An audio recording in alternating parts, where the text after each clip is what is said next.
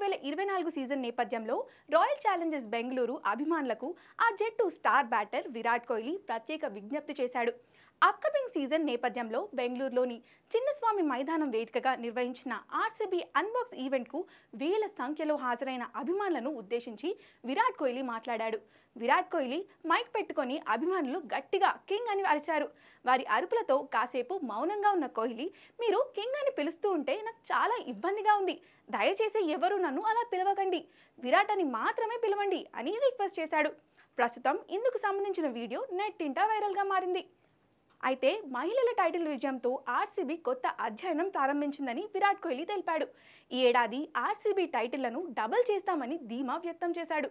మా మహిళల team title గెలిచినప్పుడు మేమంతా మ్యాచ్ చూస్తూనే ఉన్నాం. ఆ సమయంలో ఆర్సీబీ అభిమానుల స్వచ్ఛమైన ప్రేమను చూసాం.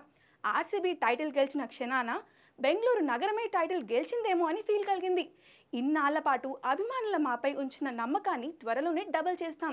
గత 16 ఏళ్లుగా టైటిల్ గెలవాలనే దృఢ సంకల్పంతోనే బరిలోకి దిగాను.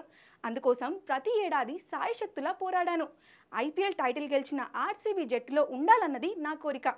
ఆర్సీబీ అభిమానులు, ఫ్రాంచైజీ సహకారాన్ని ఎప్పటికీ మరవలేను. టైటిల్ గెలిచి వారి రుణాన్ని తీర్చుకుంటాను అని విరాట్ కోహ్లీ చెప్పుకొచ్చాడు. ఈ వీడియోను ఆర్సీబీ ఎక్స్ వేదికగా అభిమానులతో పంచుకుంది.